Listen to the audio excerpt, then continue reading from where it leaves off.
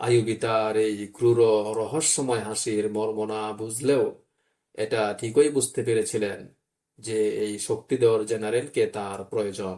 হুজুর অনেক দূর থেকে এসেছেন, খানিক বিশ্রাম করে নিন। নাজি বলল, যে কঠিন দায়িত্ব আমাকে দেয়া হয়েছে আমি তার যোগ্য নই। এই দায়িত্বভার আমার বিশ্রাম এবং নিদ্রা কেড়ে নিয়েছে। প্রথমে অফিসে গেলেই কি ভালো হয় না? হুজুর কি আগে খেয়ে নেবেন? বলল একজন অফিসার। একটু ভেবে ওদের সাথে হাঁটা দিলেন সালাউদ্দিন আইয়ুবী। দু সারিতে সারিবদ্ধ হয়ে দাঁড়িয়ে আছে সশস্ত্র গার্ড বাহিনী। ওদের হাতের অস্ত্র এবং পেশিবহুল বলিষ্ঠ দেখে তার চেহারায় হেসে উঠল আনন্দের দ্যুতি। কিন্তু দরজার কাছে পৌঁছতেই চেহারার এই আলো হঠাৎ নিভে গেল। তার বদলে হতাশার আধার এসে গ্রাস করল তাকে। দরজার সামনে দাঁড়িয়ে আছে চারজন রূপসী তরুণী। তাদের পিঠ জুড়ে ছড়িয়ে আছে রেশমি কোমল চুল, পরনে পাতলা পোশাক, আর হাতে ফুলের ঝুড়ি।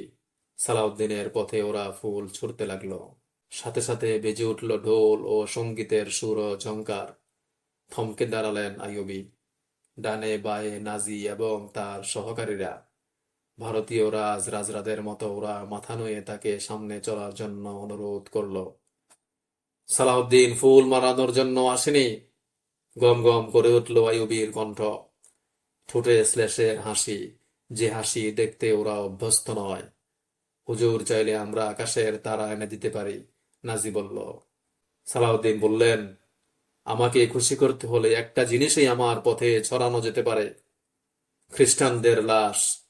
ঠোঁটের হাসি মিলিয়ে গেল অফিসারের, আর সাথে থাকা জেনারেল নাজিরও। মুহূর্তে বদলে গেল সালাউদ্দিন আইয়ুবীর চেহারা। দুই চোখ থেকে ঠিকরে বেরোতে লাগলো আগুনের হালকা।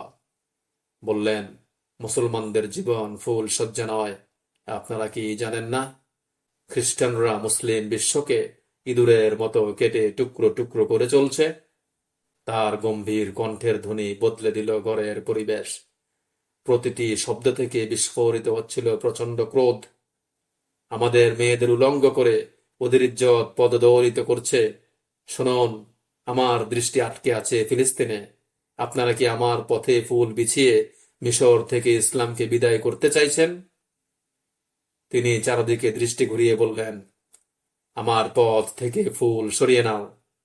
এই ফুলে পা পড়লে আমার হৃদয় কাটার ঝাঁঝরা হয়ে যাবে। সরিয়ে দাও মেয়েদের। আমি চাই না ওদের সোনালি চুলে জড়িয়ে গিয়ে আমার তরবারি গতি হারিয়ে ফেলুক। হুজুরের ইজ্জত সম্মান? নাজি কাছুমাচু হয়ে বলল, আমাকে আর কখনো হুজুর বলবে না, ঝাঁঝের সাথে বললেন তিনি। মনে হলো শব্দের তীব্র আঘাতে ওদের দেহ থেকে মাথা আলাদা করে দেয়া হয়েছে। তোমরা যার কালেমা পড়েছ, হুজুর তো তিনি, আমি তার গোলাম মাত্র। সে হুজুরের জন্য আমার জীবন নিঃশেষে বিলিয়ে দিতে চাই। তার পয়গাম আমার বুকের ভিতরে লুকিয়ে রেখেছি। খ্রিস্টান জগৎ ওই পয়গাম ছিনিয়ে নিয়ে রোম উপসাগরে ডুবিয়ে দিতে চাইছে মদের দরিয়ায়।